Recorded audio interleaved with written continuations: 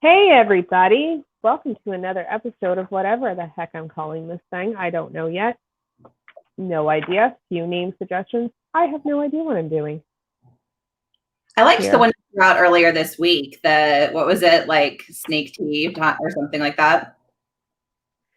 What, snake teas? Yeah. What was you came up with a name you threw out earlier. The royal tea. The royalty. I liked that one. But then I kind of came up with like snake teas. And then somebody suggested royal ramblings, exotic talk. I don't know what we're naming this thing anymore. Okay. But anyways, if anybody doesn't know who this lady is, this is Kori Martin with the cleverly named Kori Martin Reptiles. Yes. Very creative. Very, very creative. Mom, badass lawyer lady. Something. Mostly just person trying to like get through the day, but yeah. Former YouTuber, maybe future YouTuber again. I don't know. I'm toying with the idea of doing it again, but I burned out pretty hard when I did it before, so I don't know. Yeah, that's why I said like starting next week, I'm only doing 2 lives a week because this is my 3rd one and I am exhausted. Yeah. You guys see there is no makeup on tonight. There is no hair did. Like, no, this is all you're getting tonight, guys. Good luck. Yeah. If you want me to put a bag on my head, just comment below. I can make it happen. We got some brown paper bags. Comments, so that's helpful. Yeah. I can see them now. Yeah. So if you go back into YouTube, do you know what you're going to be doing? Like, what's your niche going to be? Are you vlogging or? Oh, no, I have no idea whatsoever. I'm just like, oh, I think that it would be a great idea to try this. And, don't really have a plan. And then I get like overwhelmed in researching things. And then I want to go hide in my hole again. So I'm not quite sure. John Seeley, are you saying to do it to putting the bag on my head? Like, really? No, he's been sweet. He and Shane have both been like very sweet and encouraging about starting it up again. I've been talking with the two of them a little bit about it. Yeah. Yeah. It's just the idea of I'm wearing your shirt. Yay. Yeah. So, I don't know. The idea of having like my own space and another platform where, people who aren't elsewhere can get acquainted seems very, to Kori starting YouTube. It seems very, appealing. But I'm not sure if the reality of, what it means to put out content is really what I want to be doing. So I don't know. I'll figure it out. That's why I do this, because I'm like, Mama ain't got no time to be pulling out content. Yeah. This is done when the kids are in bed. Mm-hmm. Someone actually drawn with visual variants is like, you should do what MJ does and like condense it and make reels for the next day. And I'm like, great idea. And I'm like, wait, I don't have time to spend 2.5 hours just watching it to pick out the pieces and then go editing it. Yeah. So we're going to deal with this right now. So if you don't catch it, you're watching the whole damn thing, guys. The thing I like about editing, though, is that I can take out all of my weird, awkward silences and ums and all of the, gross stuff that I don't actually want in there. And I can do like retakes if I had like, snot hanging out of my nose or whatever. So yeah. I really like Philip's shirt you have on. I know. I like it a lot too. He sent it. Kathleen wants one of those one day. Yeah, I was his 500th subscriber or follower, so not subscriber. His 500th follower on Instagram, and so he sent me some swag. So it was I'm slacking on buying the snake merch. I have one shirt. Yeah, I just recently pulled the trigger on it myself. I hadn't done it until very recently, and the first time I got them, I only made enough for like me and my family to wear at shows. Yeah. And people started asking where they could buy them. And I was like, no. But I finally got some made this past weekend. So I've got a few now. That's cool. There needs to be more tank tops. I'm going to put that out there to like, if you guys are looking to like expand your merch line, tank tops, I will buy them all. Because let's be realistic. I do ambient temps. Ambient temps is freaking hot. No, that's a good point. It's true. I don't tend to wear a lot of tank tops because I'm like 42 and I've got like mom arms. Yeah. But I call them bingo arms. yes. Bingo. That's what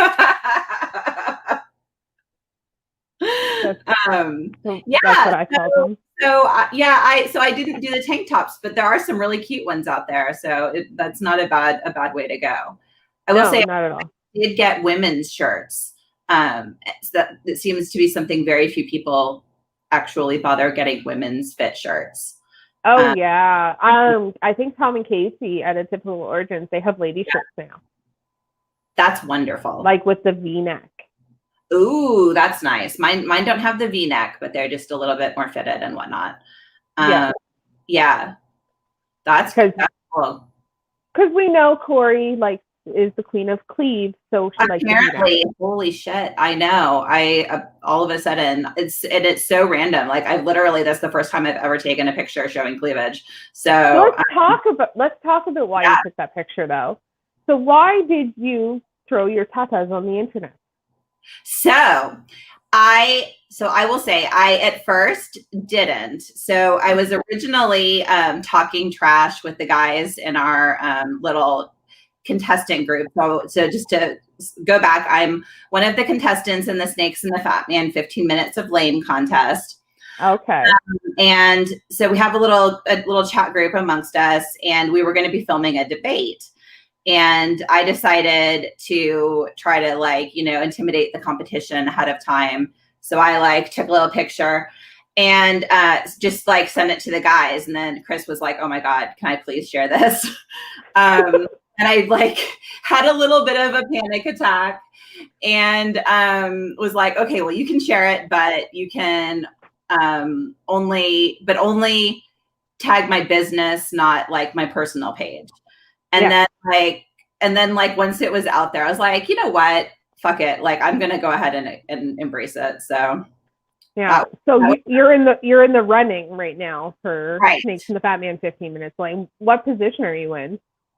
So I'm currently second. I've had a big couple of days. So a couple of days ago I was fourth. Then yesterday I went to third, and today I came into second. So who's first right now? Because I don't think he's got a person. So Shane is in first, and it is not a small margin. So any of you who are interested in voting who haven't voted yet, I could really use your vote. It's satfmpc.com. Okay, this is my channel though, so if you're gonna talk about vote, seriously, start talking smack about these guys. Oh, I can't. I'm not a smack talker. I don't know. Did you hear that, Kate? She's not a smack talker.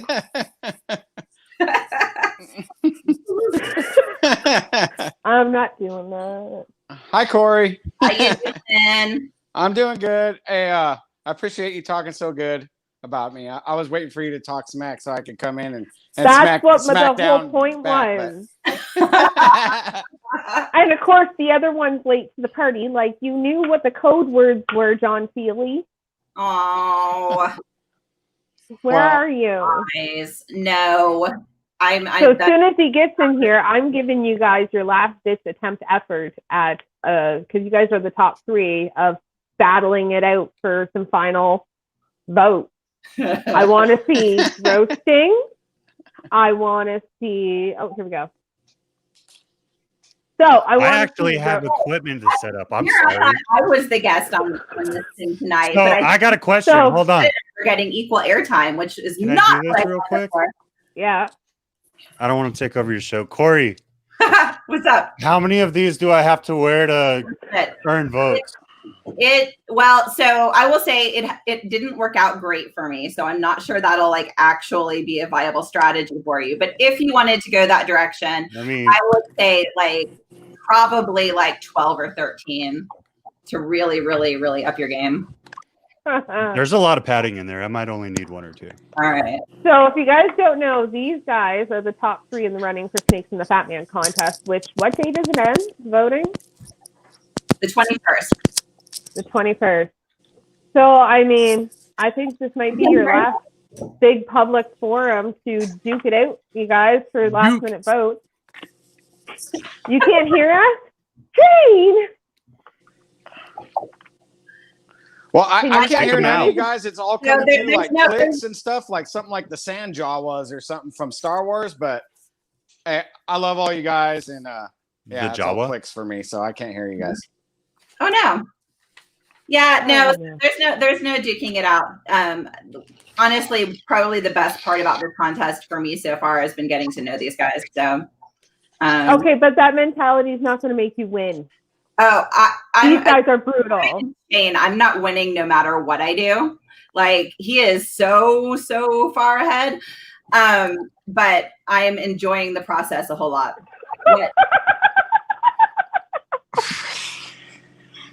So I will say, I did publicly state that for people who are not interested in voting for me, Feely is your guy. Oh, is that I'm gonna just because fix this. Shane can't hear you?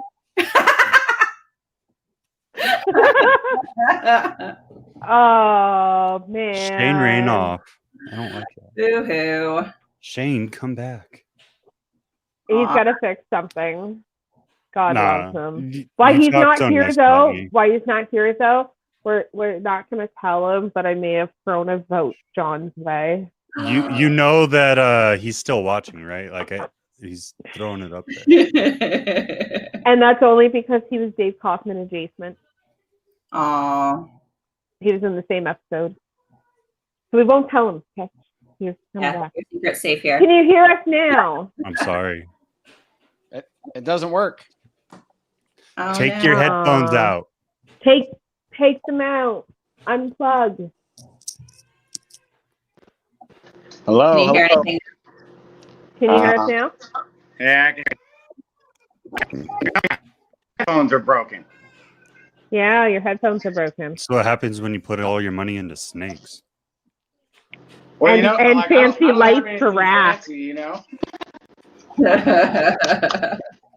Your I rack, put all your my money lights into on your racks rack and probably snakes cost. headphones, you know. It's not even the racks and the snakes. It's the lights that go around the rack. Corey, Yeah. when are you starting your YouTube? I don't know. I'm still deciding. I went and filled up, I got very nervous about all of the various like needing to buy a camera and all that kind of stuff, and You're a lawyer. You can afford an iPhone 11 Max Pro. I'm pretty sure. like Or yeah, like that one that you use for all your pictures. the Hi, I use a Hawaii P30 Pro yeah. I don't know. and I like dollar store earphones. get really overwhelmed by it I keep thinking okay, I'm gonna do this. I'm and I give myself little assignments, and then I get overwhelmed and want to go hide. So I don't know. So I want to know. Let's turn this to a last minute debate. This is the quarterfinals, guys. Oh shit. Let's do this. I got one email address left. Yeah, well, I'm going to say at one point around the time I agreed to come on here, I was promised a vote. I'm just saying. So, no, you were not. Fair weather friend.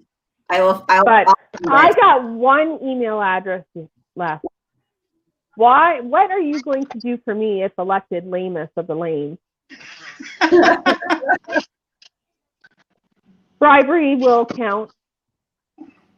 Shane already has my address. I mean, we're good there. Well, I can tell you what I'm going to do on my campaign. If Yeah, I it's win, I'm going to make sure everyone's friends and family. Let's avoid fees all the way around. Free money. Super generous. Super generous. John Feely, over to you. I already earned a vote. I'm good. I got one more email address, guys. I mean, let's make this count. I can send you a women's fitted shirt. Are they breastfeeding boob friendly? Because that's a No. problem. No, wear your little tank top underneath. You'll be fine.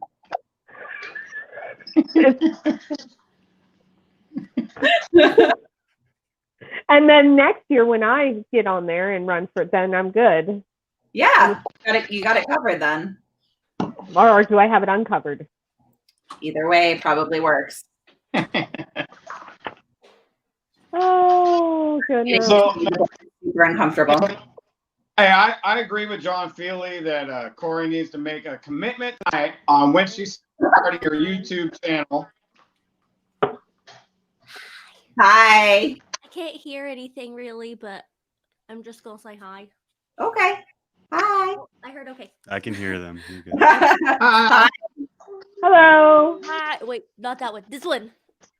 I don't even know where to look. I'm not one of these podcast people. This is like the Brady's bunch. Yes. Yeah. The Like you. Here's the That's story. Kori. Hi. That's Kathleen. Hi, Kori and Kathleen. Shane. Hey, how are you? Shane. I've Hi. seen some of your videos, but I'm not. Oh, good with thank you. names. I'll try to remember. It doesn't matter about him. Have you seen mine? I need to. No, I don't have video. I don't have videos. I don't have don't any have videos? All of hers No. are podcast. You have a whole channel. Yeah, I run a podcast. We're not professional over here. Aww, look at that. John Feely bringing his hot wife out to try to get votes. I see how it is. Mm-hmm. So, anyways, I think Kori needs to make a commitment tonight on the air on when she's dropping her first video. Yes. I agree. God damn. Yeah, see, 3 against 1. I'll say Where's the Jeopardy? She'll theme sit song here when I and need it? say anything though, so I think we need to give her an actual timeline. shit. You know I say what? at least by January 1st. Doing. I say Kori's January 1st. doing Yeah, a. so I can actually- I can commit to put a video out by January 1st. Because I was going to say she's doing a roundtable It's not January here. 2nd, so we can discuss her video on the roundtable. Yeah. Yeah. So, how do you have a round table and a square platform? I can sit at my round kitchen table if you want to be that much of a smart ass. Just saying. All right. Well, I think my Okay. mission here is done. She's a lawyer, so she has to honor it. And yeah, let's give the show over to Kori. Going I don't months want to now. steal any Kori's limelight here. No, I just wanted to prank her. I was hoping for more roasting. You guys Love you, disappointed Kori. me. Love you too. All right, get Now out of my boost your stream, numbers. boys. Bye. Thanks. Hey, guys. That was sweet. Yeah, that was not them. They're dinks. That whole discussion was supposed to be roasting. I was promised. Oh, yeah, we can't. I don't know. They're too nice. Although, I don't know. It was John Feely and Shane. I know. They've been nice. No, I just hope that. Yeah, I mean, really, there's not a better bunch for those No, that it's contest at all. it's been a really fun group of people to get to know, and everyone is mostly just about having fun and supporting each other in the hobby. So that's been pretty Absolutely. cool. Yep. Shane, I was here and there. Oh dear God. I know, Shane, you're everywhere. No. Clean fights are as much fun. No, they're not. Not on my channel. We like roasting and comedy here. So yeah. Anyway, yes. let's in case nobody knows you, which I mean everybody here does, but what exactly do you breed? Because you do more than just ball pythons. I do. So I breed ball pythons, and I have a number of different projects going. And I also breed carpet pythons. I have a pretty sizable carpet python collection. Had my first clutch of carpets this past year. Exciting. Hopefully doing a couple more this coming year. And then I've got a whole bunch the year after that. So yeah, lots and lots going on with the carpets. Yeah, I'm looking at carpets for possibly my next. They're so cool. My second species of snakes. I haven't decided yet. They're so cool because they're interested in the world around them. They do more than just kind of sit in a dark box all day. They're actually fun to watch do things. They'll perch. They're interesting. They've got a little bit more going on than ball pythons do. Yeah. So, Jerome had to jump over for MJ and spread the love. Did Levance show up yet? I want to know if she showed up. Poor Levance. No, we're looking at for our second species. I'm like kind of like leaning towards the carpet pythons, but then I like the spotted pythons, and then I like the bull snakes. Oh, cool. So I'm kind of like, which way do I go? Yep. Yeah, it's a lot of different directions there. So you have to decide, I guess, like how much space you're comfortable with the animals keeping. Because that's the main challenge with carpets for me, is just the adults take up so much space that you can't have the same size of a breeding program for them generally as like I do for the ball pythons. Yeah, we have a big reptile room, and then part of the business or basement is unfinished where the rats go, and then we have a big basement. Yeah, and then we have like a landing you come down on, which is like a little living room that we're turning into something, and then I have an office down there. But the office is going to be turned into like my hatchling area. I'm trying to keep my hatchlings away from the collection. You just never know. Stuff is so hidden in animals. Like I could have a healthy snake that's asymptomatic for something. Sure. So let's just keep the hatchlings away from everything. But put that into like my space down there. So I have so much room down in this basement of this apartment. Like, oh, I'm so jealous. Yeah. We don't have basements here. So space is a constant issue.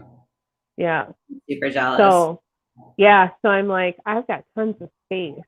It's a matter of like petrifying right now to try to find stuff, like get everything moved. But I'm hoping this year to get into another species. Yeah. Well, carpets are really wonderful. The only thing about them is that they're a little bitey as babies. So it's a ball python. No. Oh, they're bad. No, it's a completely different kind of thing than a ball python. Oh, really? Yeah, no, they'll bite you every chance they get. I actually have a baby ball python that's like that. That's like, I'm going to stare at you and strike at the box while you walk by. Yeah, hold on, let me grab one, and you can see. What's a basement? You don't know what a basement is? I hope you're being funny. Like, our basement's not a thing in the This States? is one of my holdbacks from this year. Yeah. And so I actually picked her up without her biting me, which is rare. Usually you can't do that. Most of my adults I have to hook. There's just a few, but you can see like she's really jerky. She's really upset at me right now. Yeah. She wants to eat my face. Yeah. So yeah, she's pretty. Why doesn't California have basements? Sorry, I got distracted by that. Like, we don't eat either. It's not a thing. It has to do for us. It has to do with the water table, and and just the amount of like hard granite. But yeah, it's the water table is too high for basements. Yeah. Okay. Things I didn't know that I now know. Yeah. Oh, you guys have earthquakes. That makes sense. We have earthquakes here, but they're just not as strong. Yeah, because we have a layer of like clay. Yeah. So Chris wants to say they do outgrow that, and they do outgrow it. The bitiness and the bitiness. They settle down a lot as they get older. Yeah. How did you convince the family to keep reptiles? So I didn't. So it actually started with my son. My son, who is 13 now, was really into not just snakes, but we started with a bearded dragon, and kept that. As do most of us.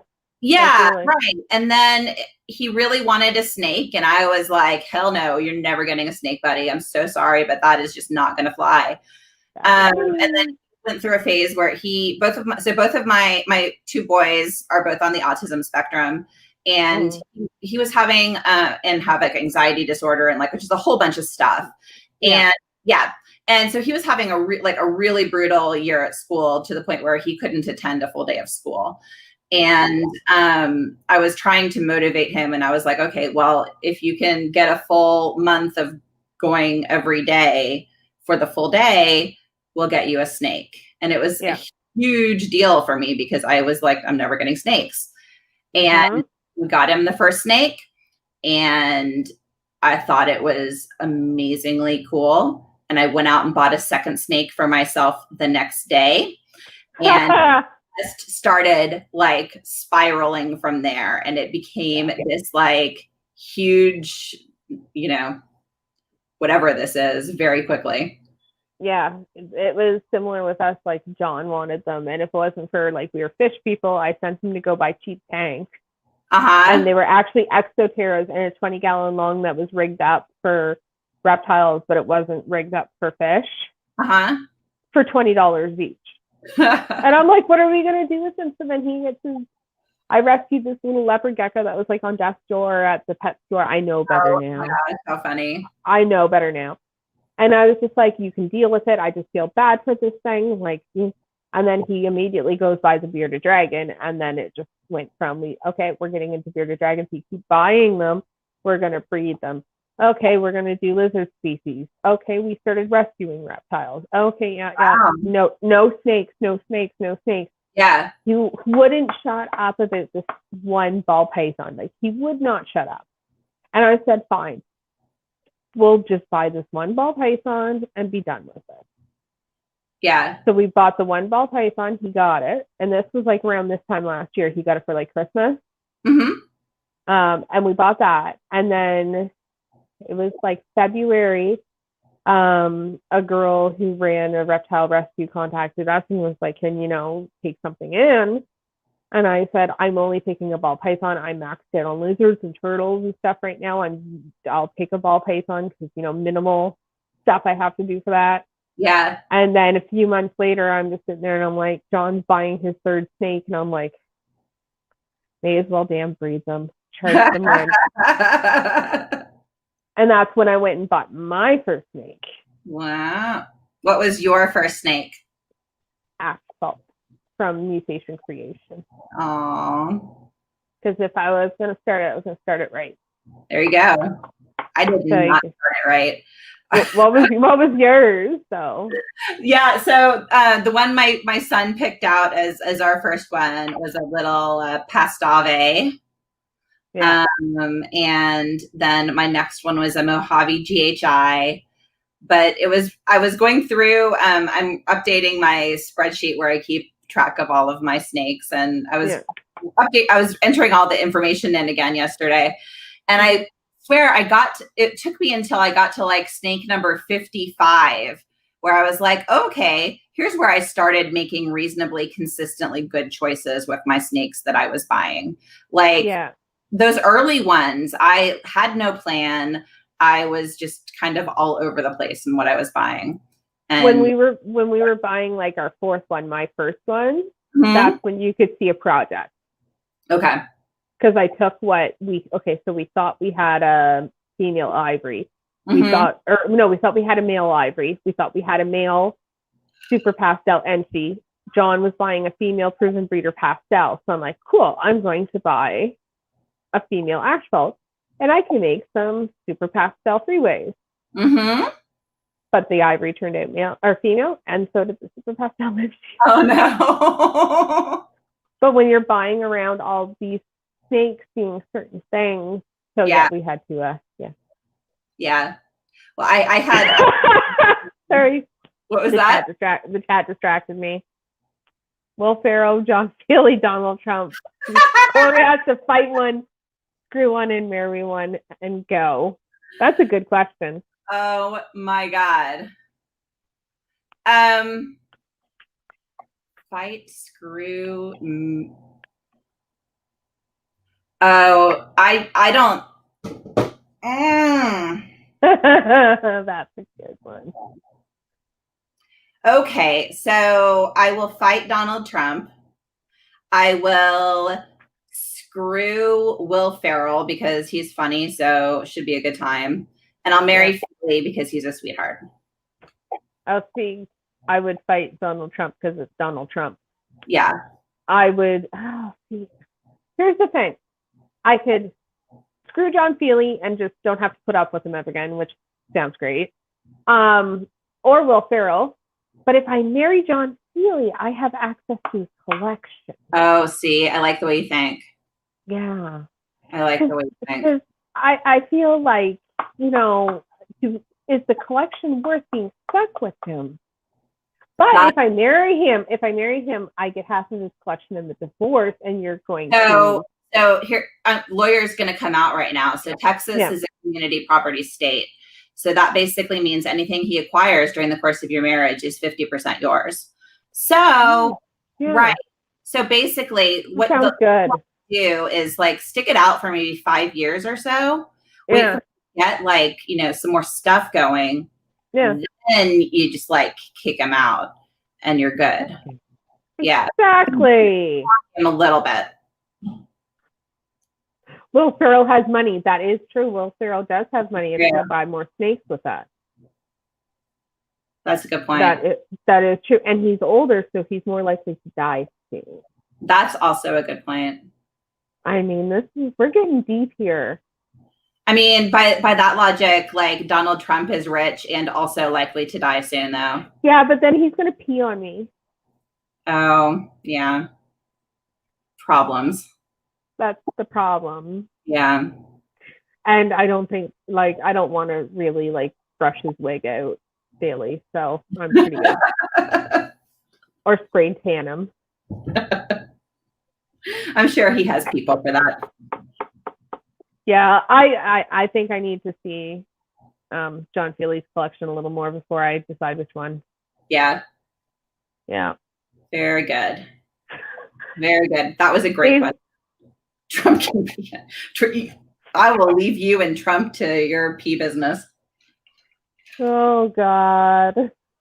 Legal advice. We get down to the serious questions on this channel. That's right. That's right. So what made you hop into carpets though? Yeah, so it was actually really ridiculous. So I breed my own rats. And I kept getting all of these retired breeders that I didn't really have anything to do with. So I was like, I want a bigger snake that can eat a retired rat. And so I looked around at a bunch of different ones to kind of contemplate. And carpets were the one that really just kind of struck my eye because they satisfy the bigger snake thing without being like retic big, where it would be more difficult for me to handle it on my own. Like the heavy body big. Right. Yeah, exactly. Yeah. They're lithe. So so it just kind of started with that. Then I got one, and just like the ball pythons, it quickly escalated. Because 3, 4, 5. And now I'm at like 35 or so carpet pythons now. Whenever you see me shake my head, it's just the chat. Obscene with Kathleen. Oh dear God. Such as that matter on me. Oh shame. He doesn't have a wig. Convince me otherwise. It's like implanted into his head. So carpets are really cool, and I'm starting to learn stuff. So the couple of different, if you really start getting more serious into carpets, my favorites are breadlie, which maybe not. Some people say they're carpets, some don't, but they're basically carpets. Breadlie are wonderful, and my absolute favorites are inland carpets. They're a little bit harder to get, but they're basically the puppy dogs of snakes. Yeah, I'm hoping to try to get into a species that I can do bioactive with, because I love to do bioactive enclosures. Oh yeah, you probably want a then not a carpet python. Yeah, I like doing the builds, and it's fun and it's great, and you can do plants and stuff. We do it for a lot of our lizard species that are not bearded dragons, because they're assholes. Let's put it out there. They tromp everything, kill everything, and So I'm trying to hopefully find a species I can do that with too. There's a lot. I am not into the bioactive thing because I cannot keep plants alive to save my life. I somehow manage 4 children, and Oh my God, the only way I can keep plants alive is in bioactive. Really? Yeah, because it's an ecosystem. Yeah. So you spray the tank a little bit and like takes 2 seconds. You've got the springtails in there, you've got the ice pods in there. It's a self-sustaining ecosystem. Yeah. So that's what I like about it. Plus, it's just fun to make it pretty. So I'm so the opposite. All of my enclosures are very like basic and very pretty Spartan. Like I'm not a decorator. That's the beauty. Yeah. Like it's like literally like newspaper with like a couple branches sticking up there, and I'm like, that's good because you guys are assholes. Like you've had one, Yeah, ours wasn't an asshole, but they're jerks. Yeah. Oh, ours yeah. Like it only liked to poop when it was out of its cage, and it was like the most god awful, foul smelling like nastiness. For some reason, ours are pretty much like litter box trained kind of. Like we don't put water dishes in for water because we just spray down. Because bearded dragons don't really drink out of a bowl. Yeah. But we put it in there empty because that's where they poop. I don't know why, but hey, it works for me. That works. That's great. Yeah. So, and we've got 5. Oh, cool. Yeah, I'd rather have all 20 something of my ball pythons versus one of my bearded dragons. Like seriously. Yeah, no, I hear you. Yeah. I hear you. Yeah, now the only lizards I have are geckos. And I only have a few. I have a Leachianus and I have 2 crusties, and they're like the only reason I can handle geckos is because you just have to feed them like Pangea. Like the fact that I don't have to, deal with bugs and stuff makes them easier. Yeah, like we don't deal with crickets because I hate crickets. So we breed our own ice pods, which is really high source calcium. So that's why I eat all my insectivores. Interesting. Yeah. We did Yes for a while. And those bred pretty easily, but I hate dealing with bugs. So it was not for me. Yeah. It's weird watching you go through a podcast without a drinking game. Is it me? I just made you drunk. I think it's you. I don't know. I didn't have a drinking game last night. I didn't have a drinking game. You probably will on Wednesday when Marshall's on. That'll be fun. Yeah. The lace master. Yeah, I was just like, I've got a spot. You're filling it. I didn't give him the option to say yes or no. It's just like, you doing anything Wednesday? He's like, no, why? And I'm like, you're coming on. He's like, okay. That's what I'm doing now. Like, I just go to my friends and I'm like, what are you doing this day? Cool, nothing. You're going on with me. You know what other what the other species I keep that I actually like a lot is hognose. I have a group of hognoses. I like them. Yeah. They're not producing for me yet, but I've got a group of like 10 of them. And they're just ridiculous. Like they like are so food motivated. They just like fly out with their mouths open, but they're these tiny little things with like funny looking faces doing it. So it's just so dramatic. Oh my God, stop it, John. This is why I don't like YouTube. Oh, this makes me nervous. Every time Kori says, someone take a drink. That's what we play with Justin Trudeau. Now I'm all self-conscious. Oh, John Feely. Like, if she leaves, you have to take over. And I don't want to deal with you. Like, oh, goodness gracious. How about every time I shake my head, you drink? There we go. Because you're making me shake my head a lot. There we go. Oh, bye, Kori. Apparently, Kori's leaving. Oh, bye, Kori. Hognose is on my list. I'm not quite there yet for a hognose because I want to get my treadmill skills better before I start handling something, that's got rear fang venom in it. Oh, I've never been bit by one. Oh no, I probably most likely not, but let me get my snake handling experience a little better before we go that route. Gotcha. So I just want something that I can give, like you said, the big rats to. Here, let me grab them. Oh, I love hog noses. Here's a dummy. It's like, I want to eat. Oh, cute. I just want to eat all the time. Yeah. My favorite are the lavenders, like super lavender. And if you can get them in super condos, oh. Yeah. Oh, no, I just got my first hog bite. What do you know? Huh. First time on my channel. We survived. Oh, yeah. It's like, give me food. I probably smell like rats. I was cleaning rats earlier. That maybe snakes right after cleaning rats is not my best move. Oh, yeah. Well. John does that all the time. He'll be like playing with rats because my teeny tiny little bite. So sad. Yeah. Yeah, no, I like John does that all the time because he feeds the bigger snakes. I'm just starting to get comfortable with feeding them personally. So I'll feed usually the smaller ones. And then he feeds the big ball pythons because we've got some massive sized ones. Yeah. Like, oh yeah, we've got one that's like over, like I'd say, well, she's longer than I am tall. Wow. And I'm 5'7". So that's crazy. Yeah.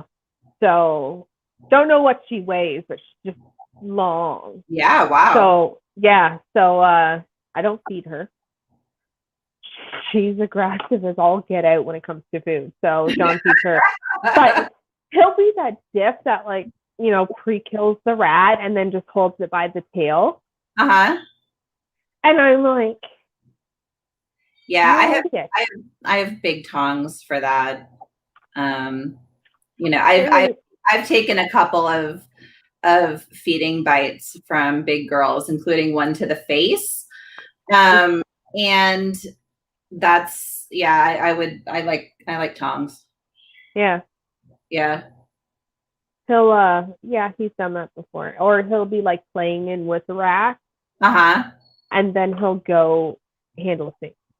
And I'm like, yeah, that's what I'm doing right now. But the thing is, when he plays with the rats, like we have our breeders are like pets, right? So they're like running up and they're giving us kisses and like, and I'm like, you idiot. And meanwhile, he grabs the snake to like peck it out or do whatever he's doing, and you all of a sudden see the head reach back. Yeah. And I'm like, you get bit, I'm gonna laugh. Yeah. He's never been bit though. I have. Yeah. It's so rare. Worst bite was like right here. Really? Yeah. It was just because it's so bony. So my worst bite I've ever had is like right here on my thumb, and this camera keeps throwing me off because I'm like reversed. But like this part of my thumb, and it was bruised up for about a month because of just the force where the snake came out and nailed me. No need to weigh. Does anyone weigh their snakes? Honestly, I don't weigh them until I want to know if they're breeding, like if they got hit breeding weight or not. I'll weigh my hatchlings so that I can tell people what they weigh, but that's about every once in a while. I like at this point I can kind of eyeball it. Like I've looked at enough snakes that I could kind of know what they look like at a certain way. If I have like a hatchling that I bought and it's home with me and it's not eating, I'll weigh it occasionally to check its weight, but I try not to touch that snake either. So yeah. Oh my God. So yeah, let me tell you this story. This was a great one. So so at not this last one, but the previous time at NARBC in Arlington, I was at the auction and had way too much to drink. And someone grabbed this like I bid on like all sorts of random stuff, including this lot of snake hooks. Yeah. And so someone snapped a picture of me afterwards holding just this like mountain of snake hooks. drunkenly that I had like picked up at the show. And so I did this post on one of the groups that was like, vote for Kori if you like, you don't want to get on my bad side. I've got all these hooks that could F you up or something like that. I didn't even say fuck you up. I said like F you up. And Facebook decided that was needed to be pulled for violence and incitement. I remember that. And so that was like just bizarre. I've never had that happen before. So who here has never weighed a food item ever? Nope, I don't weigh them. I go by like sight. Like seriously, I just sit there and I look at my rat and I'm like, look at the snakes. I'm like, you can go to the U. Yeah, that's pretty much what I do. I mean, does anybody who breeds their own rats really be like, okay, let me weigh you before I call you? Oh, you're that big. Okay, you can go. I mean, I do have friends who are actually pretty big name breeders. Who weigh all of their snakes and they weigh their feeders and oh wow, precise about what they feed. But it's largely because they feed entirely frozen. And they want to make sure that with their very, very large collection that they're not wasting feeders.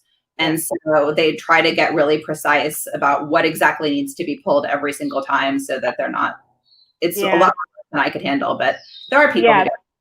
Yeah, like see where we're getting back into breeding, like we just grab them one at a time and pull the rat out and away you go.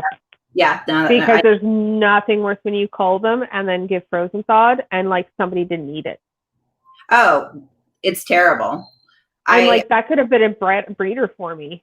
Oh, I give someone else I don't waste. I give someone else a second meal or worst case. Only had what was that? Pythons. We only had the ball pythons, right? Oh, I would give one of my ball pythons a second meal if I was in that situation. I don't like. Yeah, mine usually won't need a second unless it's like scarlet snake from Chris. Mm-hmm. That thing's always hungry. Yeah, like it's just like slam me. I've got a couple of ball pythons that are garbage disposals. So I've got a couple that are always reliable for if I have something left over, it can go there. Yeah, but I feel like he will be when he gets older. John jokes we need to get a king snake for the garbage disposal. I have two, so I got two, like because I figured they would take any deformed hatchlings or that kind of thing. That they're not big enough for that yet, so. Someday, that's what John said, that we need to get a king so that way like any deformed babies or things that aren't thriving, like it's not a waste then. Yeah we're big on like not wasting anything. For sure. So I did have one deformed baby hatch this year that I donated to science, so that was very cool. It was a parthenogen, and it was one parthenogen in a clutch of normal sexually produced babies. Yeah. And it was a super black pastel. Mom was a super black pastel. And so just the combination of partho and the fact that it was a super black pastel, like she was just deformed and wasn't going to make it. But she died, but I have a friend who's a geneticist. And one of the things that he researches is parthenogenesis in snakes. So he took that baby, plus sheds of all the other clutch mates and sheds of the parents, and is going to be running DNA analysis on that for research for like a future paper. So wow. If he ever needs a shed, let me know. I have a partho baby. Oh, do you really? I have a hypo. Oh, cool. Yeah, it was a clutch of a friend of mine was breeding just a female hypo to something. Like a male, he was making hats, right? Mm-hmm. And the animal had no head hypo in it. 5 eggs, one went south. One egg just didn't thrive. He's literally cutting them on Instagram Live. Hypo. It was a whole clutch of partho, all female. It was interesting. So I snagged one. Interesting. Is it healthy? Yeah, that's cool. We had a rough spot after the move with it. Mm-hmm. Because partho snakes that can be super picky, like temperamental, like with their health, like any little stress is just. Mm-hmm. So, but I mean, she's pro now. I had her on the other night when Shane was on, and the thing tried to bite me like 8 times. So, which is so funny because I brought out all my hypo stuff and hypo stuff when Shane was on, and everything was trying to bite me. Everything was trying to bite me. And I'm like, what's going on? Literally setting them on in the bins, like, because I have them all here beside me being professional. As soon as I turn the camera off, I look down. All 3 of them are literally pulling sheds off of them. Oh, wow. Like, because sometimes, like, with hypo, like, you can't tell they're in blue until, like, they're pulling the shed off of them. That's interesting. Usually, so the hypos that I have typically go, like, super blue when they're in blue. Like, they get almost, like, orange and blue looking. It's kind of wild. Here's my thing, because the hypo I have, she's dark, but she's blue. Like, she's grayscale almost. So when she's in blue, if because sometimes she'll pop her eye caps out before she pulls out, right? The whole thing. We can't tell she's in shed until she's pulling it off, unless the eye caps are still in there. Yeah. Wow. So and then we have the mahogany lesser HRA head hypo, who is she's grayish bluish to begin with, because the lesser took out the red from the mahogany. So you can't tell when she's in shed until she's pulling off. The past days, no, you can't tell. Or the Pastavi double head hypo clown. You can't tell till he's literally pulling off. I'm like, no wonder you guys all tried to eat me. Like, yeah. Oh my goodness. Yeah. You're still going on about that. Kori, who would your VP lane be if you win? Jamie. Totally Jamie. Jamie's my girl. I already told Shane I'm his. I volunteered that from the base, like from the beginning. Rebecca, I can't pronounce your name, Rebecca, every time. What's the general temperament of king snakes? They're psychos. I call them nom snakes. And for a reason. Yeah.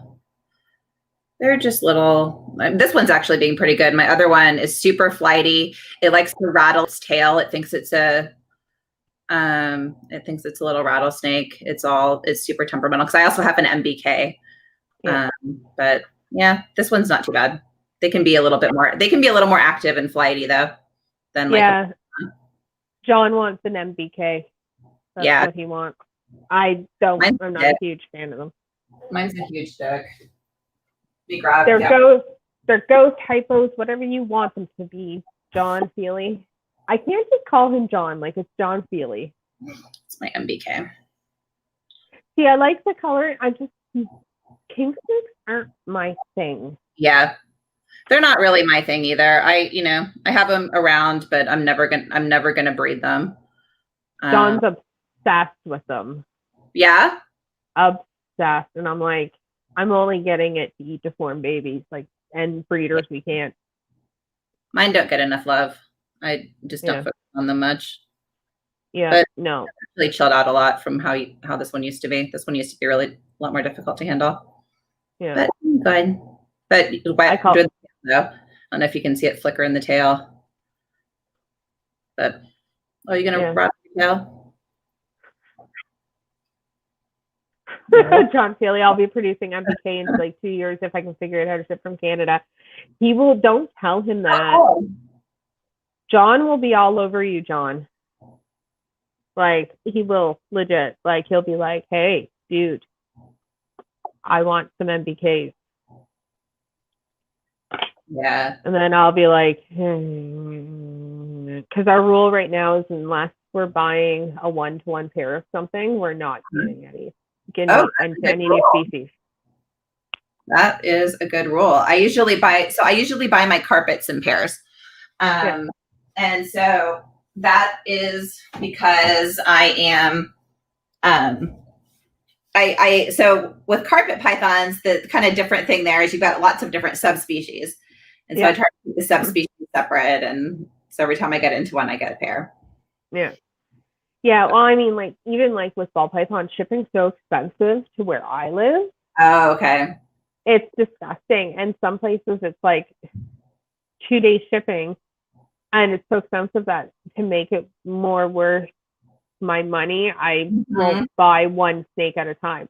But the rule is in our house is unless you can get a 1-to-1 pair, no new species. Okay.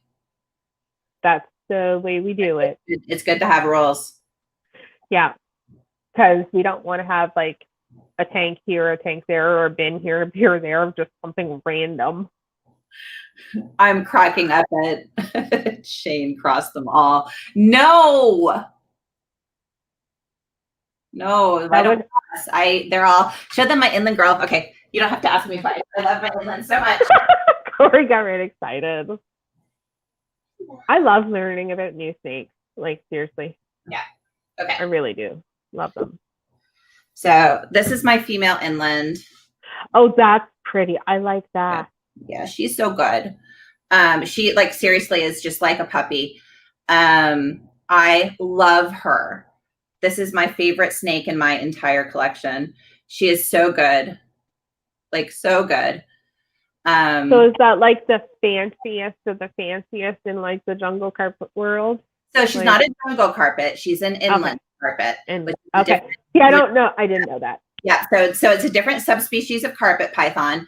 This is one that's probably the most rare. Well, in terms of the species, one of the most rare in the U.S. Of course it is. So with carpet, I like it. Yeah. And they get like really blue looking because of the black and grays. They're so pretty. But with carpets, there's limited gene pool available in the US because Australia doesn't allow exports. And so most of the animals are either animals that went to zoos and then a bunch of backdoor deals happened and they somehow made their way into the European market. And then just it's all very like shady in terms of like a lot of the backstories on them. That's how we have them in captivity. There's no super normal ball python. Normal is recessive. It's a visual. Get it right, Jerome. I know. No, that is beautiful. Be ready to breed already. Do you have a male? I do. So I have a male for her. And I also am picking up a second pair of unrelated inlands so that I can expand the genetics that I have because they're so limited in terms of the number of, like basically all of the ones that we have in the US are close to being siblings. So look at that. I'm showing John. That is an inland carpet. Yeah. Oh, I want one. They're so cool. I was telling her our rule that if we get new species, we have to get a 1-to-1 pair. Yep. Yeah. John's staying out of the frame. He's shirtless. But yeah, she'll just. I mean, we could, we can always put like a small town sticker on him, and we'll get his cleavage going for you, Shane. No, Scarlett hid those stickers on me.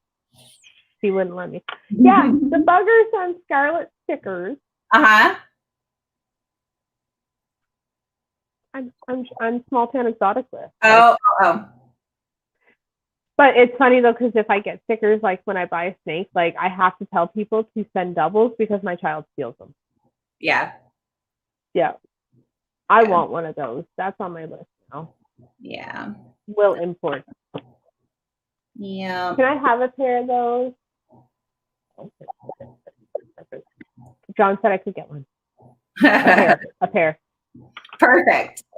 So how big of a, like Shane just asked, and so now I want to know because we're going to do research here. How big of an enclosure do they need?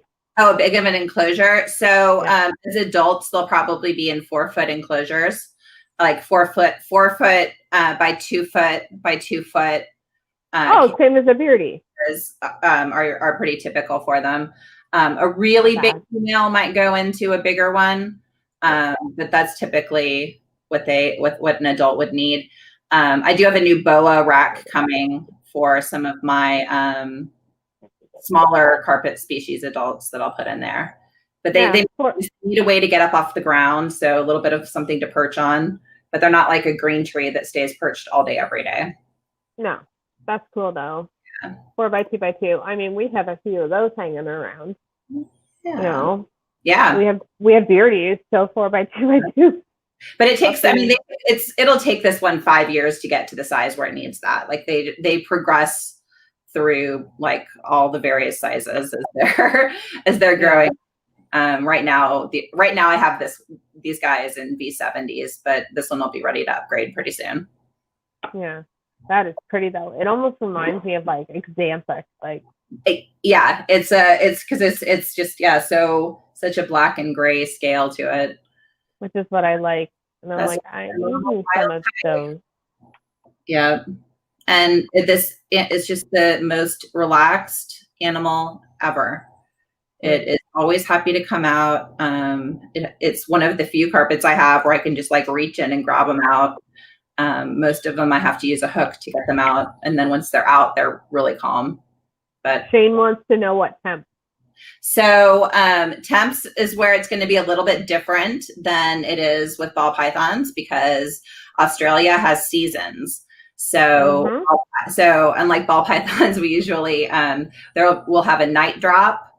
And for my breeders, I actually take the night temperatures down somewhat low during the winter. So my breeders go down to like 67 degrees or so at night during the winter.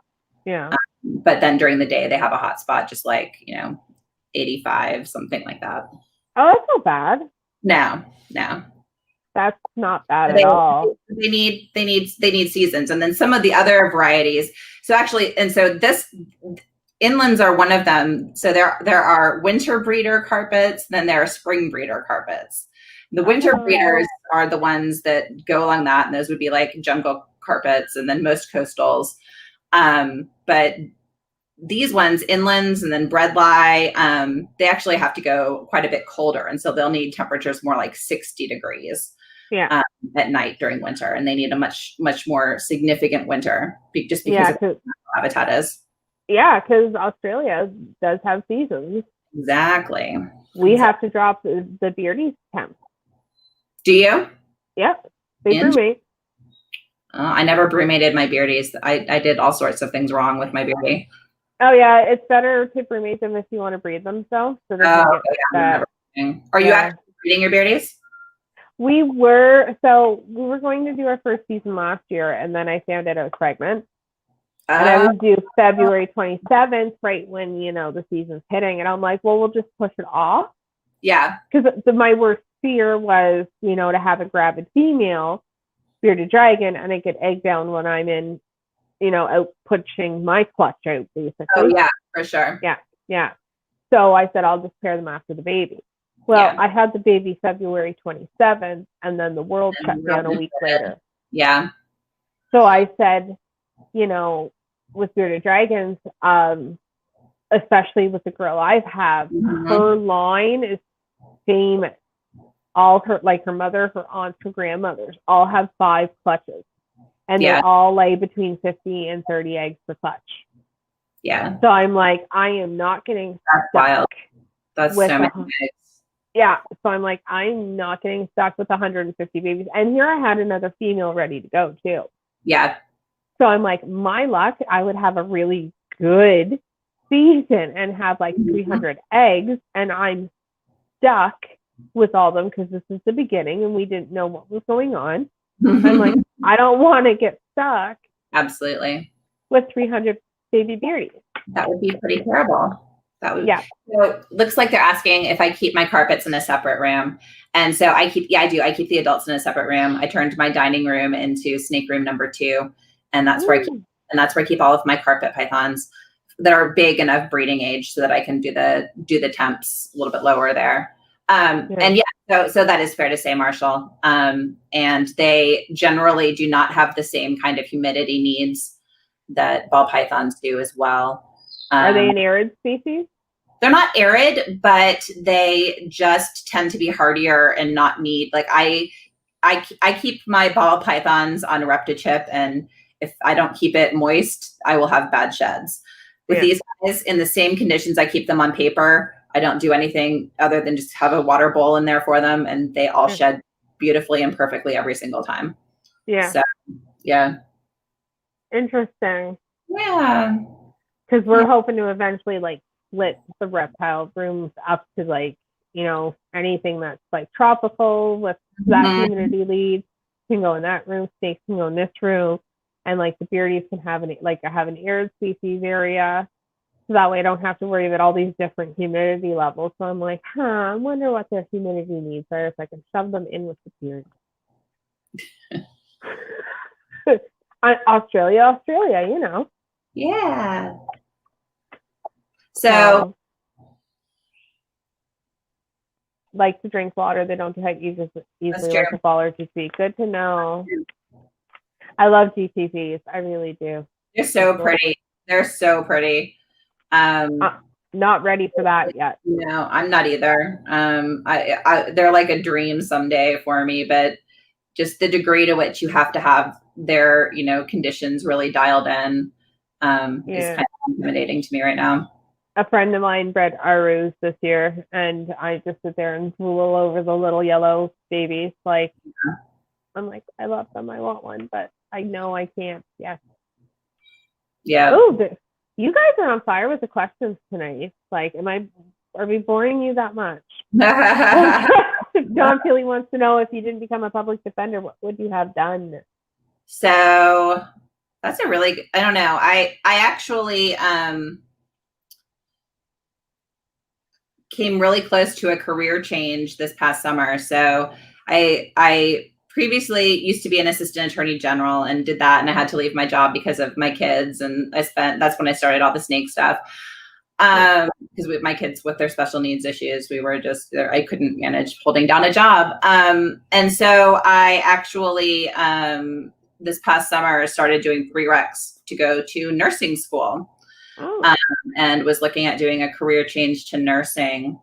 I took anatomy and I took microbiology, and right as I finished my semester, I randomly had one of my former coworkers at the Attorney General's office reach out and say, hey, so I might know a good job for you, and just kind of fell into the job I'm doing now. So, and it works out great. I work in the mental health arena, so it kind of taps into some of the interest I had in the nursing area too. So it's pretty cool. That's awesome. Yeah. That's awesome. I still don't know what I want to be when I grow up, and I've been to college twice. It changes for me regularly. I have a hard time committing to just one thing. Like, I don't like this idea of you've got to like choose a thing and do that. Like I love going to school. Like, if I can make a career out of being a student. 100%. Totally. Yeah. Let me go put this one away. Yeah. But yeah, totally with you on that one. I would do the exact same thing. Yeah. Like, I have a degree in event and promotion management, which is a weird degree. And then I have my early childhood education. So yeah, and then I went and specialized in doing support work, which is in special needs. So I'm like all over the place. Yeah, all over the place. Yeah. And neither one I want to go back into. Like, I don't want to go back into those careers. I have my young kids. Why do I want to go raise other people? Like, really? I hear you. I really tolerate my own children. I have very little interest in other people's kids right now. Yeah.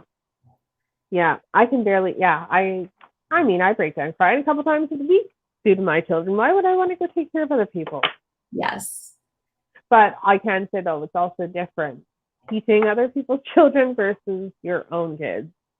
Well, we've been homeschooling our oldest too because of school not working out so well, and teaching your own kids is not necessarily the greatest either. Yeah, I have a feeling we're gonna find out this weekend that we'll be doing virtual learning programs.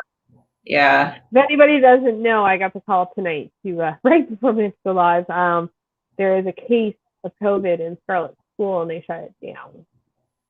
So when you first said that, I wasn't like too worried for you, but then you threw in the piece about, and her teacher's been out all week. Yes, I didn't realize that till I'm looking at because we have this app. It's called Dojo, and the teacher sends messages and texts you and things like that on it. Mm-hmm. I missed a message on that, and it was due to illness, she was out this week. And I'm like, yeah. And we're talking about, so Scarlett is considered, because she has autism and ADHD and ODD, which is oppositional defiant disorder. She is classified as a vulnerable, like, she's within that vulnerable persons group, and she doesn't have to wear a mask. Oh, got it. So she wears a mask. She has no problems with masks. So, yeah. But they just don't bother at school with her. Okay. They just don't bother with it. So she doesn't wear it at school, even though I tell her to wear it. She just don't bother with it. So now I'm just like, so we'll find it. We'll get the call tomorrow. We'll find out if she's been in contact or not. So yeah. So we'll see. But yeah, we're already set up for virtual learning. I was homeschooling part of this year anyways until we moved. Yeah. So she's got her own freaking Google Chromebook at 6. Aww. Yeah. So, and I mean, again, she'll be back to what we were doing beforehand when everything shut down before. We were working on reptiles and teaching her stuff through reptiles. Like we set up a bioactive enclosure for a science project. And yeah, we did. We're learning our hats and our little genetics lesson. Yeah, little genetics lesson. So if we're homeschooling, guys, I'm coming after certain people for more when she has questions and some video chatter, just saying. So we make the best we can do right now. Yeah. So, okay, so people are joking about this, but can you actually cross species? Yes. Is it recommended? No. Why not? No. Like, is there like an actual issue with it? Yeah, no. It's a like super complex and complicated issue. There are people who are like very much purists and like think that, from a zoological perspective, like, if it's this, it needs to stay this and keep the bloodlines pure. And then there are other people who are like, I just want to see like what I can make. So I think shame falls into that category. But no, I mean, people have crossed like carpet pythons and ball pythons. That's really, really awesome. So a writ of habeas corpus is like where you ask them to bring forward the prisoner, which is like basically for putting it on me, you want me to be present, which I already am. So cool. Anyway, so the snake Nazis. I mean, it's purists versus non-purists, but there are like carpet pythons and ball pythons have been crossed. Green trees and carpet pythons have been crossed. Ball pythons and short tails have been crossed. Like there have been all sorts of bizarre, weird ball pythons and blood pythons have been crossed. Yeah. What was I seeing? I think it was like a Berman or retic somebody did. That wouldn't surprise me. Yeah, I'm like, yeah, let's put the 2 big snakes. Yeah. I would try to shorten it down a little bit. I'm all for hybrids if they're healthy animals. Like, well, so it's also if you're like properly labeling what they are too. It gets a little bit tricky. Is like, so say you sell like an Angolan ball python crossed to someone. And then they go to resell it and suddenly they're selling it as either an Angolan or a ball python or whatever, but they might not necessarily. And then so like several people down the road, all of a sudden there's this animal that's totally not a ball python, but someone's breeding it like it is. And that's where you kind of run into issues. Yeah. Like I know a lot of people that do the Chihuahua gecko with the crusty, right? It produces sterile. Like, what's the point? Right. That in my head, that's not a healthy animal. It's sterile. Right. So, like, why are you doing that? Like, there's no purpose to that animal in the order of the world. Like, no. Yeah. Berman retic bat ear. Yeah, I've seen that. The carpet likes the ball, then that should be free to make their own choices. We're accepting in 2020. We approve all your choices. Free love in the snake room. Oh dear God, no. Bad enough. We've got that one snake, and no matter what we do, like I swear we're just gonna have to start chaining her area and like padlocking because she finds a way to escape everything. Oh no. We're talking like Sterilite tubs with snaps. Oh no. That's that big one I told you about. Yeah.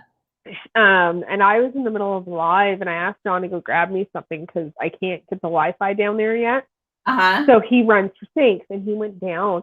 And I'm sitting there talking to Ron as we're talking to this thing, and he's, or not Ron, I can't remember who it was. He's supposed to bring it up. And I'm like, we're talking. And I'm like, what's taking you so long? He went down, and he found her. And then when she was like, I guess she had knocked over somebody else's bin after she hooked out of hers. Yeah. And they decided to go on a little thing, and he found them all twisted up and locked. Wow. And so, yeah. Well, I mean, it was to who I wanted her with anyway, so that was fantastic. Good. So we just, he carefully untwisted them enough to like get them up, and we put them in the bin, and they were locked for like a few days. Wow. Yeah, that was like I'm sitting there like, what is going on? And he's like, I'm trying not like, and he's like, I didn't want you to panic, but she escaped, and she took this one with her. So like, we're gonna have to padlock her in. Like, I swear to God. I have snakes in 4 rooms in my house now because they just gradually take over. And so I have a rack of bedroom snakes, and my cat is super fascinated with the bedroom snakes and really quickly figured out how to open the bins up. Oh no. And so we woke up one morning, and there was a carpet python just like chilling on top of the rack because the cat had opened it up. So I use binder clips now and put it like at the very top and at the very bottom, and it makes it so the bin can't quite pull out, and it totally solves that problem. We had because we had built a DIY rack, and we had which is no longer in use. That thing got scrapped. We had built a lift to hold the thing up off of the heat tape. Well, our Ivory figured out if she put like all the substrate on one side, she was able to get it off balance just enough. She could tip the thing and make it slide out.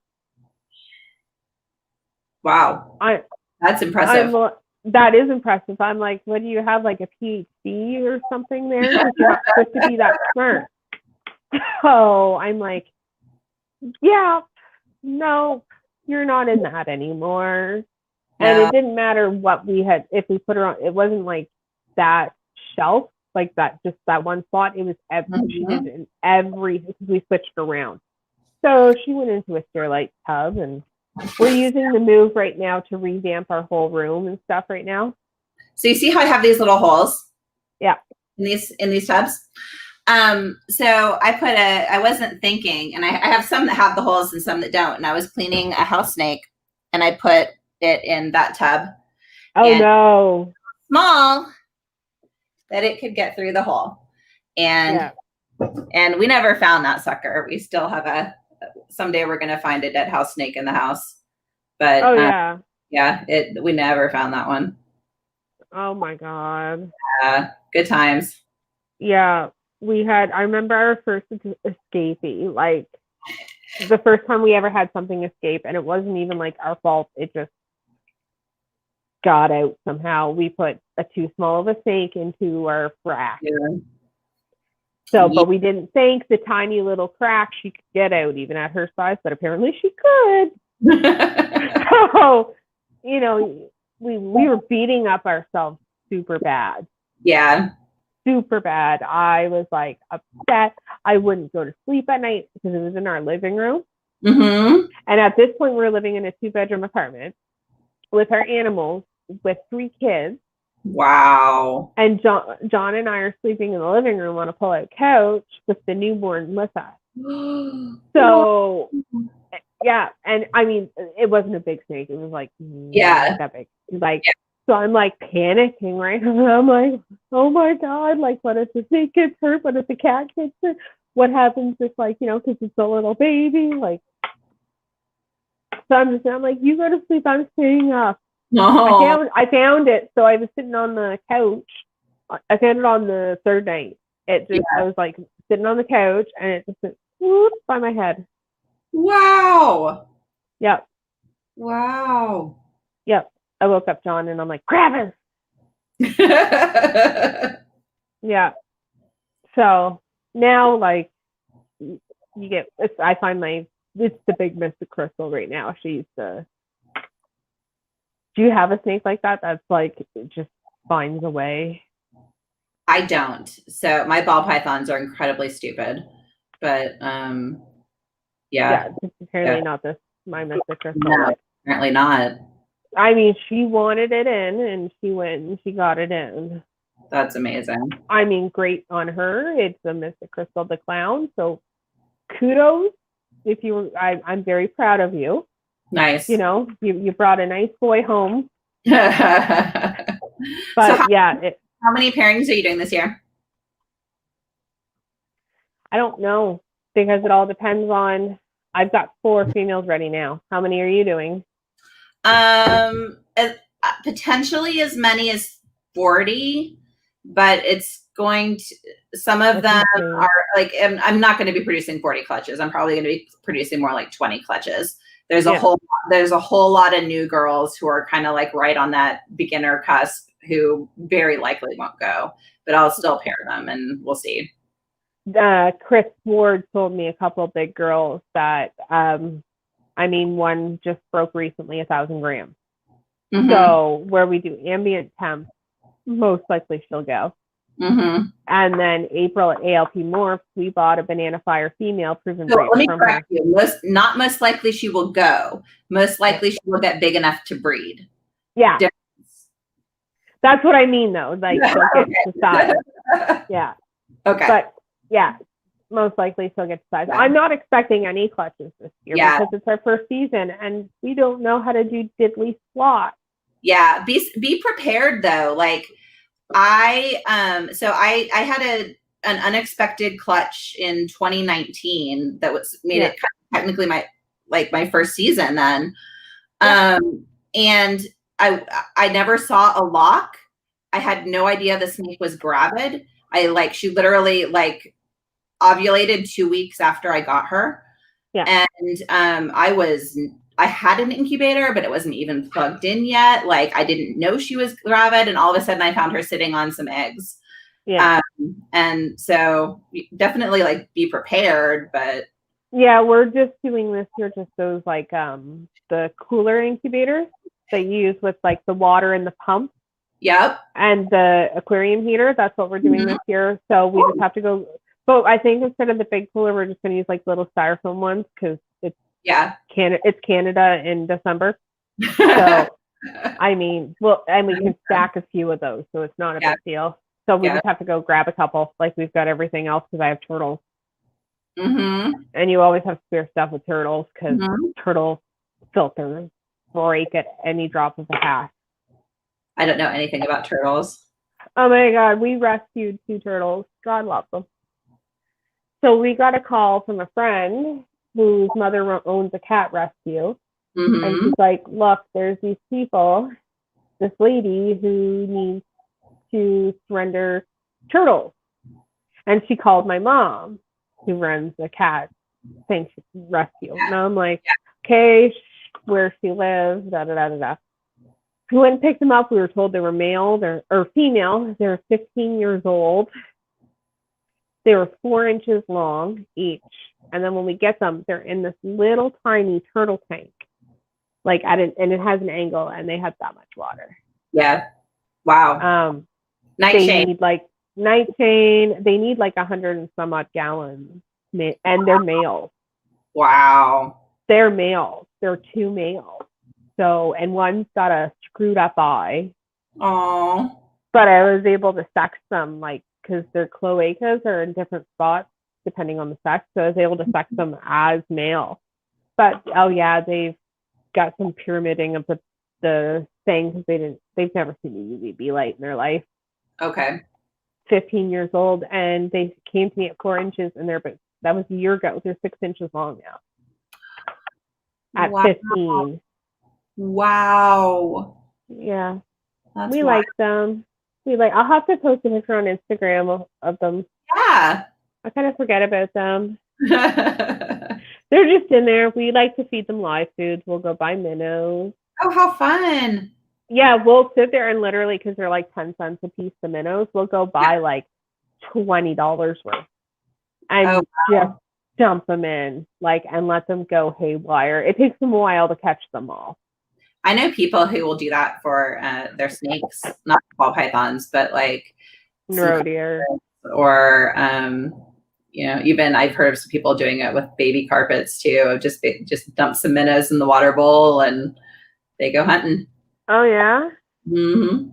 It's not a common food source that a lot of people would use, but yeah. Once I get the whole hang of this YouTube thing and get a real good camera, I want to try to find like a cheap underwater camera and stick it into the turtle tank when I release a bunch of minnows and do a time lapse video. That would be really fun. And watch them hunting. The only thing I worry about is because they do have health issues from previous owners. Is people judging me. Oh, sure. I get that. Because one's got like a wonky eye and then they've got some pyramiding of the shells. So you have to like worry about that because the people out there are judgy bitches. Yeah. It's just mind blowing. Yeah, I mean, I got them at 15, so, and they'll live for another 15 years. I don't expect them to because of their conditions. Yeah. But they're doing so much better. Like, they eat lettuce, they eat superworms, they eat, you need a turtle in your life. Turtles are great. I don't like cleaning tanks, like aquatic animal stuff. Ugh. It takes a while. Yeah. My mom had fish for the longest time just to like keep my children entertained. Yeah. But it looks like such a pain to deal with the cleaning. And turtles are dirty. Yeah. Yeah. Turtles are dirty. They poop a lot. Like, oh no. I love them though. Do they eat? Well, what? Do they eat frequently? Yeah. Every day. Oh, really? Oh yeah. Wow. Yeah. Every day. Every day you're in there. Like, usually you want to float some like romaine lettuce in, like floated around, because they only eat in the water. Okay. They don't eat out of the water. Interesting. Yeah. Chris Sexton. I have 3 healthy 2-year-old turtles. Anyone who wants them can come have them in their tank. What kind of turtles do you have? I love turtles. Like, I love them. They're so sweet. Okay, mine are dicks, but they're so sweet. Yeah, I just have to watch like the algae on their shells and stuff like that. What do you do if they start eating algae? If they get too much, then I just take a soft brush toothbrush and you just kind of scrub them. Yeah, sometimes when they're shedding, like the scoop, so they shed scoop by scoop, which is a section. Okay. So that'll just pop it off. But if it's super bad, I've had to do it like twice, just little scrubbing. Interesting. Keeping station on a turtle. She's over them now. Turtles are great. I love them. They're so cool, but they stink. Like, you cannot have a lid on them. You need open air. Yeah, that makes sense. Or they smell. But they've literally killed now, I think, 4 or 5 filters for us in a year. What'd they do? Kill, like, filters. Oh, wow. From their waste. Wow. Yeah. And we do weekly clean. Wow. Yeah. Yeah. Yeah, you're not doing a great sales job on the turtles right now. I love them. I really do. I love all animals. What are we talking about? I just want to know what kind of turtle you have, Chris. Like, those 3 turtles are way more. I don't find it. Okay, like when you're cleaning the tank, yeah. But I mean, the rest of the time, it's not that bad. But see, we're also lazy that like we have a work counter with a sink, and the sink has one of those spray nozzles that you pull out. You know what I mean? Like to spray dishes down. So we pull that out and we put like a ponytail around the pressing button down part, and then we just hang it so it just fills the turtle tank. Oh, that sounds smart. It sounds lazy. I'm Stand there. all for lazy tricks. With my wife's pet store, we're able to get a lot of other species out of our system. I bet. There's pink belly ones too. You know, the species that I wish I had gotten out of my system before buying was, and this is not a reptile species, but ferrets. We got my daughter ferrets, and they are the worst. They're cute and adorable and snuggly, but they smell so bad. And you have to bathe them constantly. Non-stop. Like, I was not prepared for the volume of poop that these things can put out on a daily basis. It is staggering. Oh yeah, you have, like, my friend she rescues ferrets, and I know all these people that rescue stuff. Wow. So she rescues like ferrets that people need to like surrender or can't take care of anymore and stuff like that. And well, she doesn't do that anymore. And at one point she had like 7 of them. That's a lot of ferrets. Yeah. She taught me a lot about ferrets. I bet. Yeah. But like continuously bathing them, or they would like not. Just the amount of poop that they put out is just awful. I didn't realize that people don't talk about how smelly children are, like the amount of poop that comes out of them. This is true. Although I feel like smell is like not even like top 5 on things that like people could have told me about life with kids that might have changed my plans. Oh, I knew, because there's 11 years between me and my brother. But I was also told I could never have kids, so I wasn't banking on ever having kids. And now you have 3. And I'm done. I don't want any more. I'm good. That's smart. The uterus is closed. I'm a retired breeder. Feed me off, whatever. I don't care. Yeah. Like, there ain't no clutches in this incubator anymore. Thank you. Yeah. I went for number 4 though, and that was the one that broke the mama's back, figuratively. But yeah, she's like if you're gonna have a 4th kid, like she's the one you want. She's just like perfection. But the actual like reality of having 4 children is like, I figured like 3 already. What's one more? I probably won't even notice. No, you notice. Yeah, everybody told me that, and it's usually people who have like more than 3 kids. Tell me that it was harder when they had 3 kids versus more. And if we have 3, we should go for 1 more, because three can organize themselves for mutiny. But when you have 4, it's hard to, they break off into 2 smaller groups that you can break down. Versus 1, it's harder for them to organize against you with 4. Well, I don't know, because then you also get the situation where you've got 3 of them still uniting, but then you've got like the 4th one who's not in it, but also like off doing something different and also causing trouble. Yeah. So, yeah. I'm good. 3 is enough. 3 is enough. Like 3 is plenty. I mean, I found out I was pregnant with Hazel, my baby, 4 days before Dean's 1st birthday. Wow. Yeah. That's hard. Yep, I knew too. And it was July 1st, which is like Canada Day, and everything was closed. And it was like, I looked at John and I'm like, you need to find me a pregnancy test somewhere.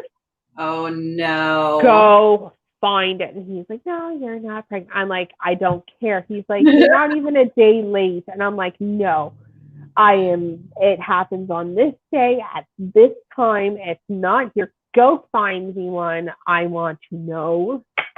Sure enough. Wow. Yeah. Good time. Can we pregnancy test the snake? Like, that would be great. That would be awesome. I have an ultrasound. It's pretty handy for that. Yeah, I want one. Oh.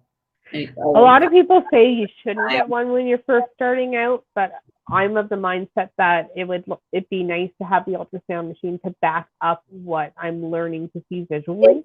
It came in really handy. I don't like use it religiously, but it's come in very handy a few times, like especially early on, where like I was like, well, I'm pretty sure this one ovulated, but I'm not sure. Or I had one time where one of my females just was gravid, but just didn't get around to laying her eggs. And it was like day 40 after her shed, and she's still holding on. And so I used the ultrasound to see that she's, actually still had eggs there and she didn't reabsorb, or, that kind of stuff has been really handy.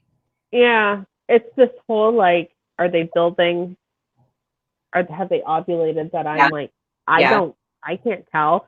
Yeah. Like, I really can't. It looks so different. It can look so different in different snakes. And it takes time to know, like, oh, this snake tends to like really swell, or this snake has this shape. And it like, don't get me wrong, all of those visual like things are really important to look at, too. Yeah.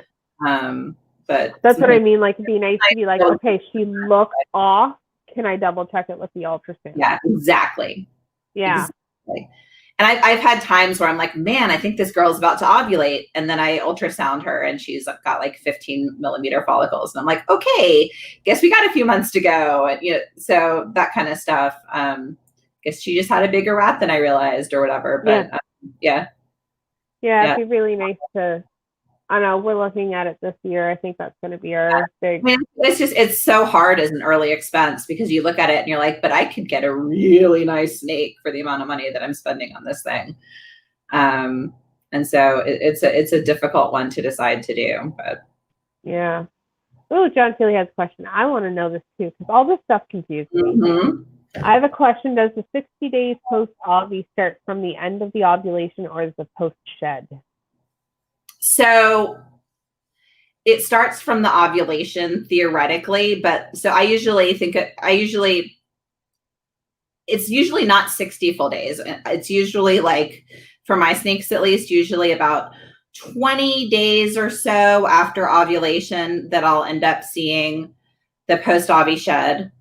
And then going from post-ovi shed, it's usually around 30 days until they lay, but they vary a whole lot.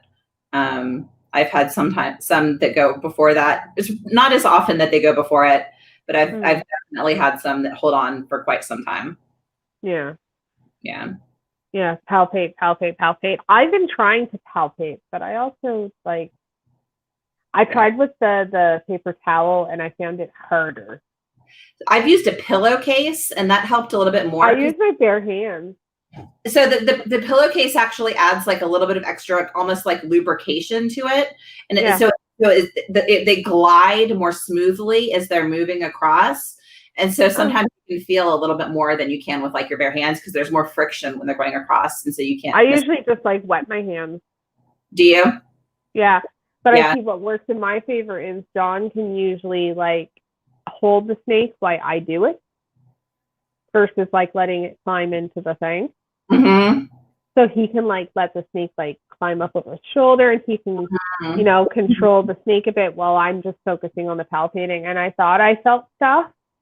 So it felt like little tiny marbles almost. Yeah. So that was my Mr. Crystal before she went insane. Yeah. So John's saying that he has, as a girl, 65 days. 5 days. I know. It's the most mind-numbing, frustrating thing in the world. It's happened to me a few times. Come in and talking about lube. It's my channel, Joe. You never know what you're going to walk into. That's all I can say. Oh, no, I'm going to keep doing it, Marshall. I just want the thing to kind of back me up to see if what I'm seeing is right, if that makes sense. Yeah. I think it's also a skill that's really helpful to have someone who knows what they're doing, like actually teach you in person. That's what we don't have here. Yeah, just like popping, I feel like, is something that's really helpful to have someone teach you in person. Like, I thought I was all good with popping, and then I went to go see Billy, and I like realized that I totally didn't know how to pop, and it was a little bit humbling. But John learned to pop via Billy's videos. Oh wow, he figured out from the video. I had to like physically be there with Billy, and Billy's like, "Okay, push here," and it was bad. I can do it. It's not my most comfortable thing. Like John can just like boop, boop, boop, and I'm just sitting there and I'm like, okay, and it's not my strong suit. I'm a prober. Prober is where I'm comfortable doing it. Like, but I mean, between us both, we're covered both areas. So, I mean, we're good there. You know, it's good to know both, just in case. Sometimes you get an ambiguous one from probing, and it really helps to pop. Yeah. We always, like, I'll probe something, and then he'll pop it. Yeah. I mean, this is Yulu's land, you too. Okay. South!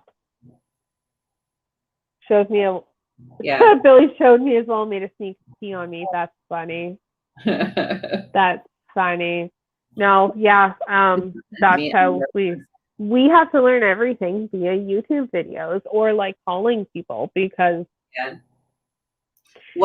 someday, so we still have snake shows in Texas. Someday you will have them again in Canada, and you can actually go see people in person and like talk to them, and they can teach you all in person, and it's wonderful. Oh yeah, I need to go bug and harass Billy and Chris and all them. I can't wait. I'm hoping there's going to be a lot of people coming up for the CRBE once this whole thing's done. Yeah.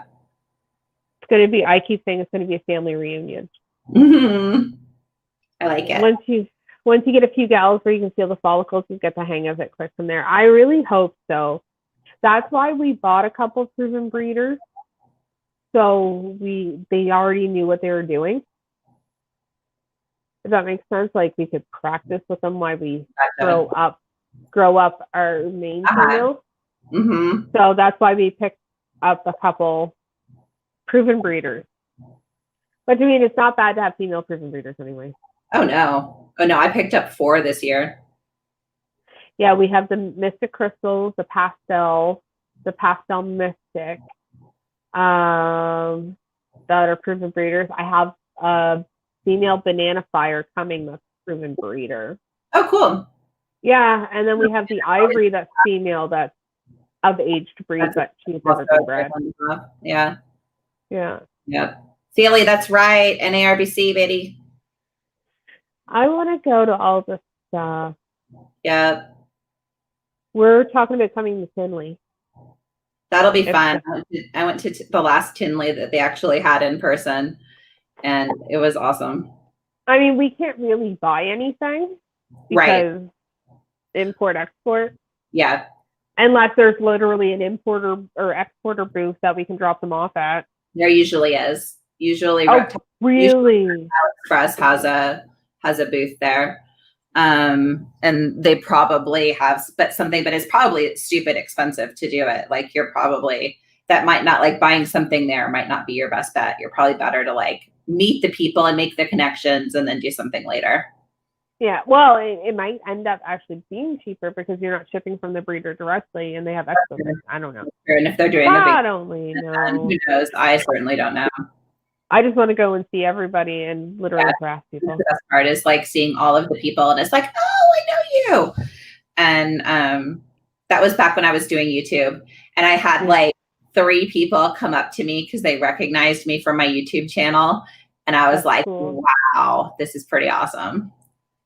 That is awesome. I don't think that'll ever happen to me, but I mean, I had way less of a following than you do right now, so I do not think that I can't even tell you how many followers I have, and I'm pretty sure all of them are my friends. So, and there's a problem with that because no, I mean, you just don't think they're yeah, I mean, they should know what I look like. We're friends.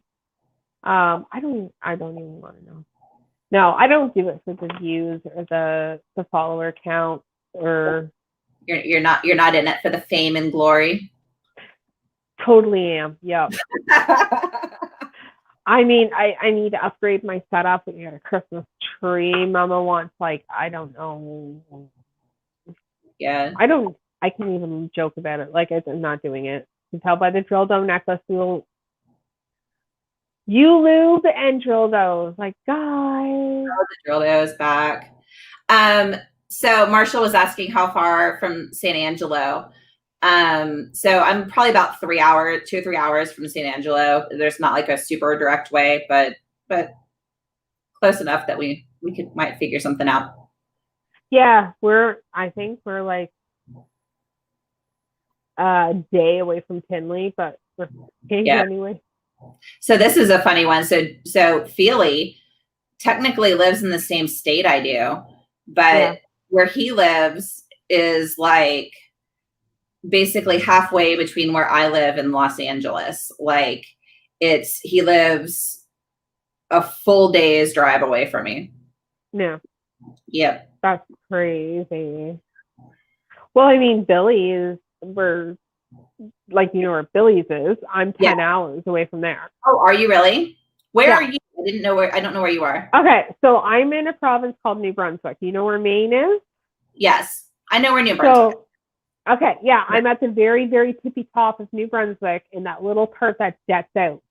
Oh, cool. How so fun. Quebec is 20 minutes from my house in one direction, and Maine's 5 minutes from my house. Oh, wow. In the other direction. Because I live on that side of town. If I were to live on the other side of town, it would be like 20, 25 minutes.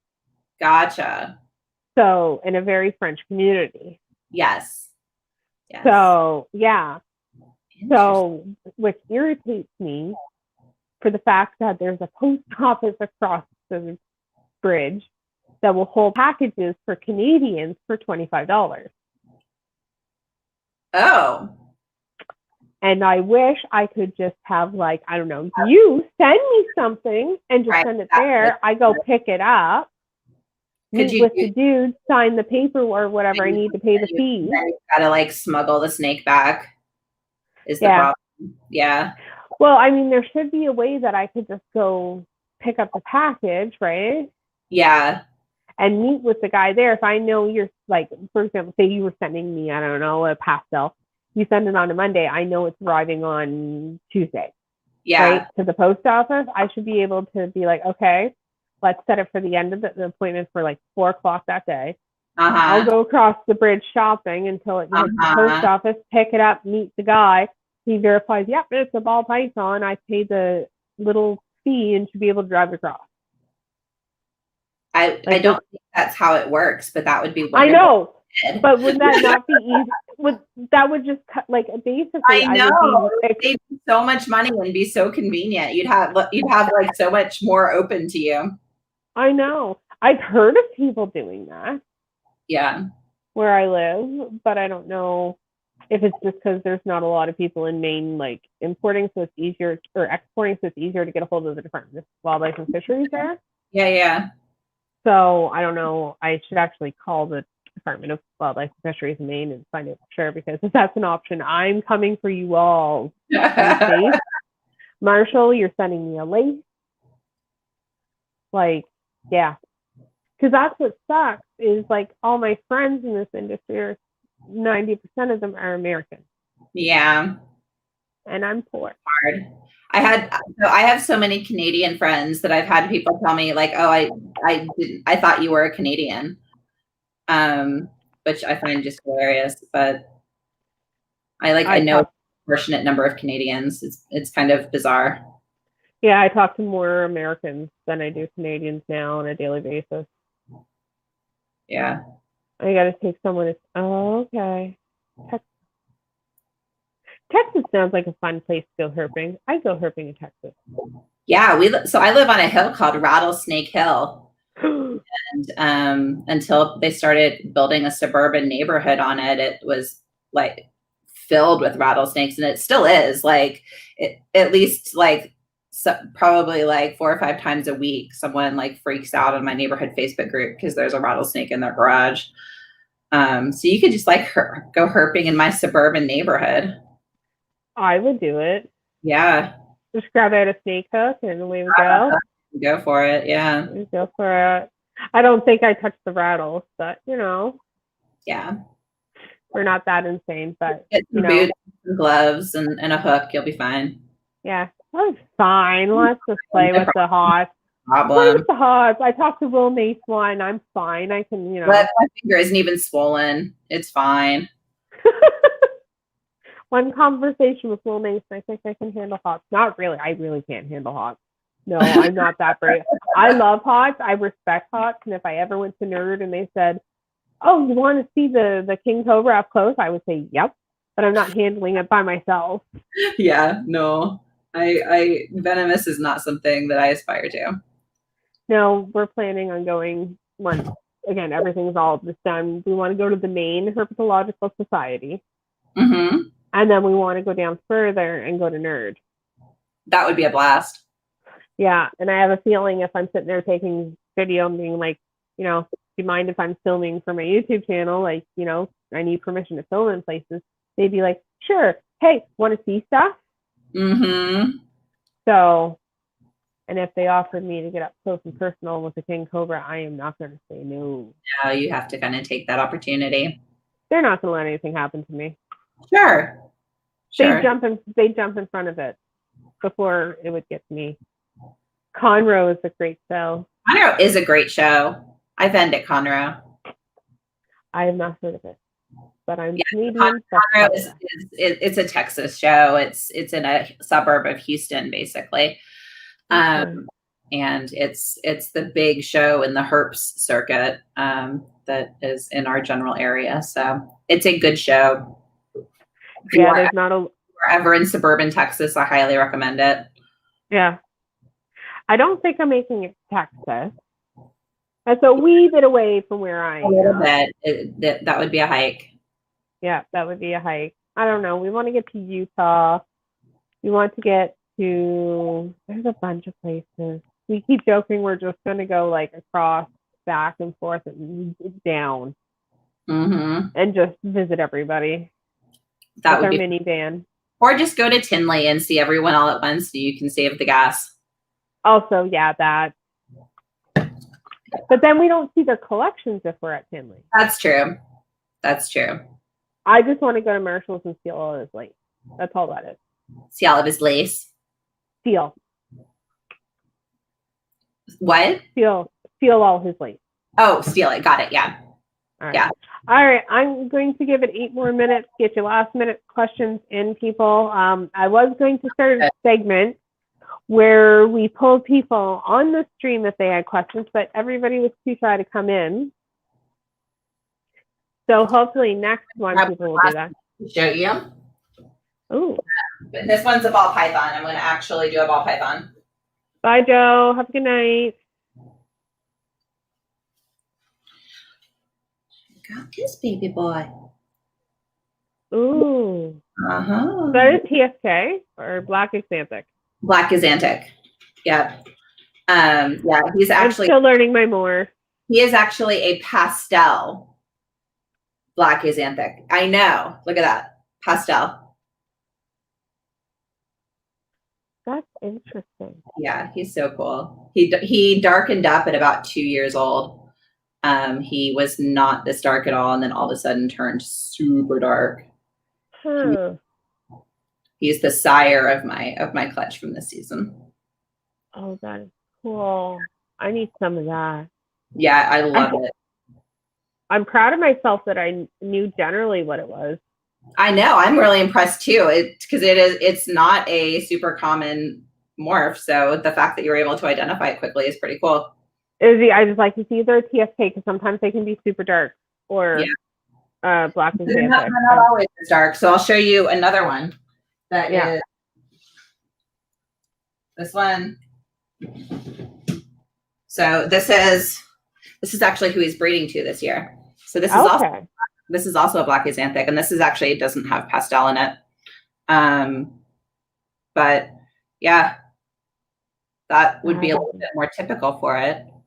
Yeah. But yeah, I like that big black boy. Amazing. He's something special. Do you think it's the pastel that's making it that dark? I don't. So I think it's possible. But it's most likely polymorphism. There's likely something polymorphic going on. So they vary in expression a whole lot between animals. So yeah, like it almost looks like it's got calico, like the sides on that thing. It started blanching from the bottom as well. So this whole area all just turned white, and all of his babies are doing the same thing like that, like he has. Yeah. But yeah, super cool. So I'm going to be making true ghosts, hopefully, with him this year. Oh man. Yeah. Like ghosts, like hypo. Yes. So I was going to say that would be wicked to see in that. Yes. Yeah. They look really cool. So I'm I want to see some leopard in there. Yeah. So I'm making a couple of putting one of my females to a leopard clown this year. So I'm making leopard double hets. Yeah, so it's recessive. It is recessive. It's recessive, but it is it originated from VPI, but it is a different axanthic line than VPI. And it is not compatible with VPI. Yeah. So it is a different gene. A lot of people are finding that stuff is not compatible with each other in axanthics. There was a guy that, a Canadian breeder, I can't remember, he was breeding something to make hets again, and found out that his snake had an axanthic line in it. Was it the MJ line? Huh? Is it the MJ line that you're talking about? No, he was breeding an MJ line and trying to make hets and stuff, as one does. And he found out the snake that he was breeding it to that, he was trying to make hets out of. Yeah. Ended up having he thinks had a het axanthic in it because everything there was stuff that popped out visual axanthic that were kinked and deformed. Oh, interesting. Yeah. So and I'm talking gnarly. It could also be part. I mean, was it a male or a female? Because if it was a female, it could also be part their babies. It was the male. The male was the axanthic. Gotcha. So yeah. So I was like, weird. Super weird. Hi, Chris. Oh, hey, Chris. How's it going, Christopher? Glad you stopped by. 3 minutes before we're ending it. I love bugging him. Yeah, what was that? He's one of my favorite people. Yeah. I won't admit that any other time, but he's nobody heard that, right? In the snake world that I talk to the most. He and I chat a lot. Yeah. Same. Yeah. Same. And if anybody hasn't joined, Chris at the Reptile Ward has a Discord. Yes. Chris has a Discord. Go join it. It's free. You don't need a membership. I warn you guys all. I'm the mom, though. I'm still learning Discord. I had to have my teenagers teach it to me. I'm old. Sorry, I went up against Levance and Cusco. Cusco was on? I thought he was MJ. It was MJ. Did Cusco pop in?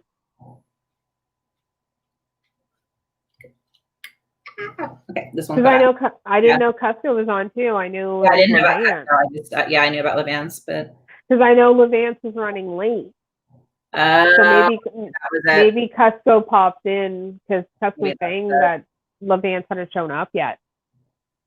So maybe Cusco popped in. I didn't know. Yeah, I can't compare to Levance. I'm glad we drew the people that. The loyal people who came in. That was lovely. Oh yeah, I like it when it's smaller anyway. Oh, MJ was at Cusco. Yes, that's right. I knew he was going to Cusco today. It just didn't click in that they were going to do it from Cusco's. Gotcha. I knew that. Bad friend, bad friend. I mean, it's also tough telling what he says goes into one ear and out the other. You'll learn. I give him a hard time. Yes, Chris has a Discord. You should join it, Marshall. Yes, I will send you the invite, Marshall, afterwards if Chris doesn't send it to you now. All right. So. Well, this has been lovely. Thank you very much for having me on. I'm going to come before we go. Kori Martin Reptiles. Please give me a follow. All her links are in the description below. And if Kori's actually going to be back here on this channel on January 2nd. So we just figured out today. It is, we're having a ladies' night roundtable with Jules from Niveal Exotics, Casey from Atypical Origins, Kori, and myself. You've got basically yappy woman, yappy woman, yappy woman, yappy woman. Yay! Woo! So it's gonna be a good night. Drinking is recommended. Yes. Drinking is highly recommended that night.